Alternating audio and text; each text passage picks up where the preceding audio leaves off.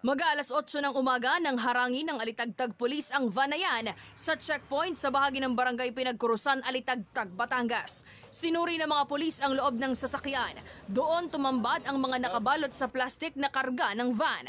Halos mapuno rin ang likurang bahagi nito. Tinanggal ang nakabalot na plastik at dito na diskubre ang daan-daang sealed container na naglalaman ng hinihinalang shabu. Ayon sa otoridad, nasa 2 tonelada ang nasabat na hinihinalang shabu.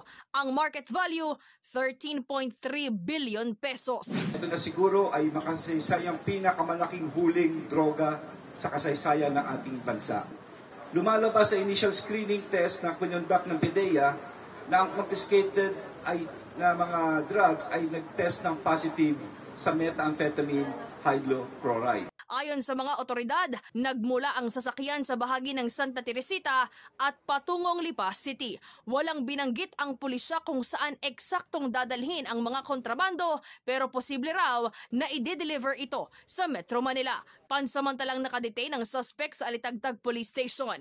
Ayon sa suspect, hindi niya alam na iligal na droga ang kanyang i-deliver. Honestly, I was just trying to make money. That's it.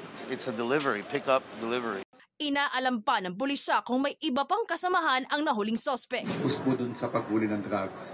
Ang pangako po namin ni dito our President, we want to have 100% drug-free community po.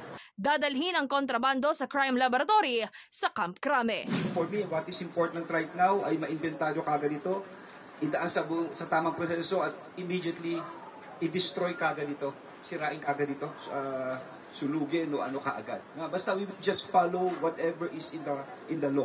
Para sa GMA Integrated News, Denise Abante ng GMA Regional TV, Balitang Southern Tagalog, ang inyong saksi.